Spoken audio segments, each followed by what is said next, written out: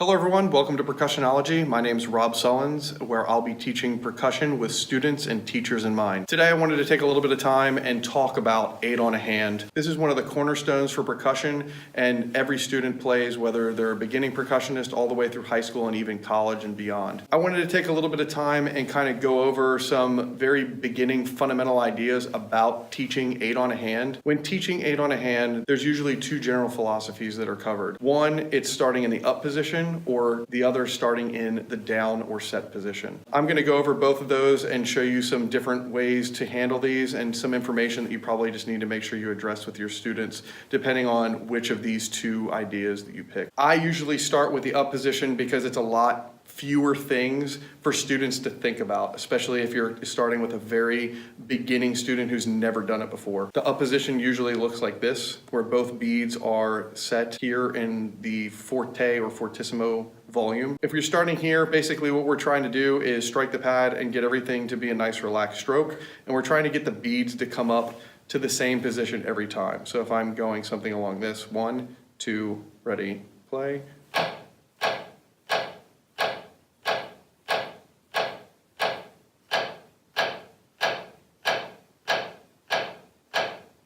So when I'm teaching my students, it's not so much about keeping really strict time, it's more about making sure that they're giving a consistent stroke and that they understand that the sticks are supposed to come up to that point. I have them look at the beads of the stick and not the pad when we start, and making sure that it's just down and it's coming right back up. We might even go as slow as making sure that they can see the stick coming up. As the speed increases, we'll be able to get a more fluid stroke, and we'll get one of the full stroke happening and making sure that we're just getting a nice fluid rebound for every single note.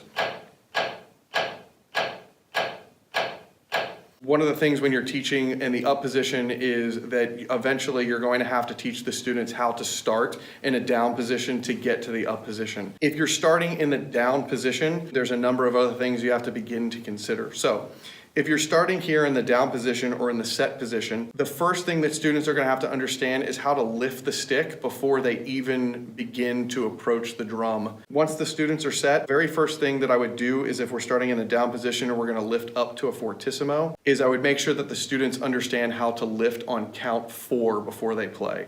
So I just do something simple as going 1, 2, 3, 4, and just nice and relaxed, having the students lift the stick as a prep stroke. So we're going from this down position and immediately lifting. You can think of this as kind of an upstroke. So we're starting here and we're gonna lift.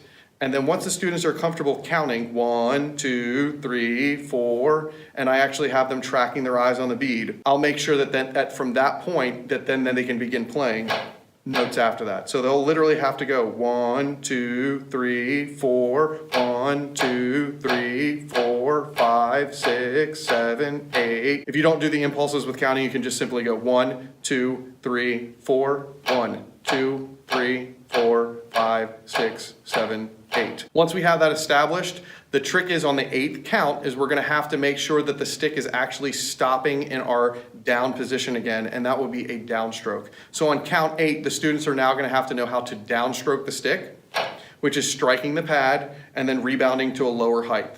This might take some time for the students to actually be able to get the stick to point down at the pad. So now we have our upstroke, if you will, and then we have our 7 full strokes, and then we have our last downstroke. So we will have this 1, 2, 3, lift. 1, 2, 3, 4, 5, 6, 7, 8. From that point, we now know that the sticks are back to our set position. Now, on count 8, we're going to have to make a transition of lifting the left stick up so it can prepare to play on count 1. So it's kind of this little switch on 8. So we would go 8.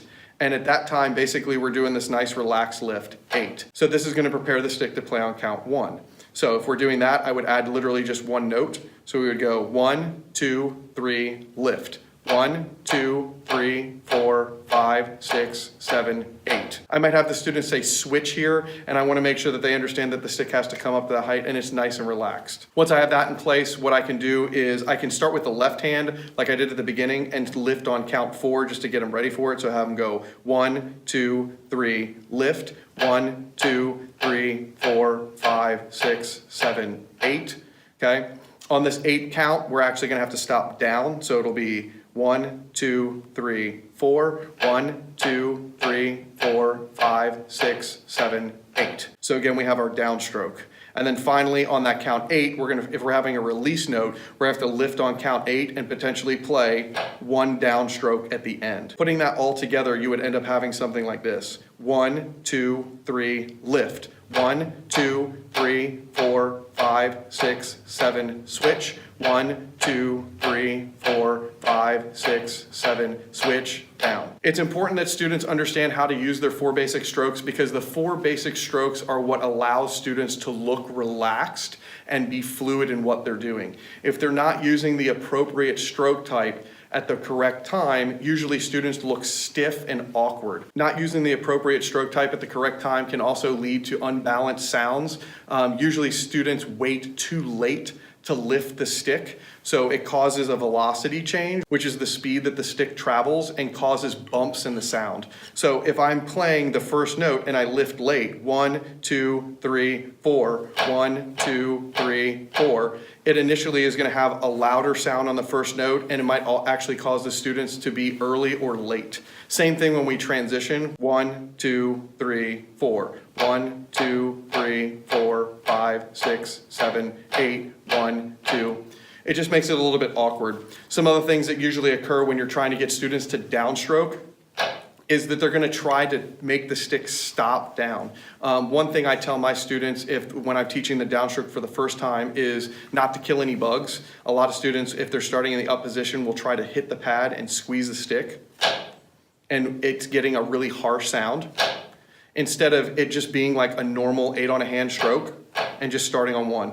In order to get the stick to stop down, again, we want to make sure that the fingers are just in contact with the stick and the stick just rebounds. The stick might actually like jiggle a little bit at the bottom. That should be the appropriate approach when we get to that last note. 1, 2, 3, 4. 1, 2, 3, 4, 5, 6, 7, 8. 1, 2, 3, 4, 5, 6, 7, 8. 1. As it increases in speed, you want to still make sure that the switch is happening at the correct time. Again, it's just making sure that the students are lifting the stick early enough in order to get the transition correct. So if I'm going a little faster, 1, 2, 3, lift. 1, 2, 3, 4, 5, 6, 7, switch.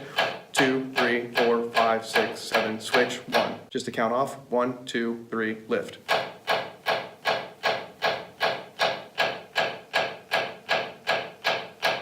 These are some just basic concepts of what you need to look for when you're teaching students 8 on a hand. However you decide to start your students is up to you. The important thing is to make sure you're giving all the information for students so they understand the nuances of what needs to happen in order to initiate the stick. I usually go really slow when I'm teaching my students and making sure that they can process every single count of information before we go faster. Even if it's such a slow tempo that you're not necessarily getting a natural rebound happening because they're not used to doing that, as the speed increases, it will become much easier in order to do that. I hope the information has been helpful. If you have any questions about anything that I've covered, please feel free to email me at percussionology@gmail.com. There'll be a link below. You can also subscribe and check me out on Instagram and Twitter, and there'll be some information on Facebook as well. I'm here to help. Please ask questions and I'll try to address them however I can. In video, I'll eventually get to them. I'm trying to do my part in giving back information to the band community. Wish everybody the best of luck. Let me know if you have any questions, and I'll be back with more information soon.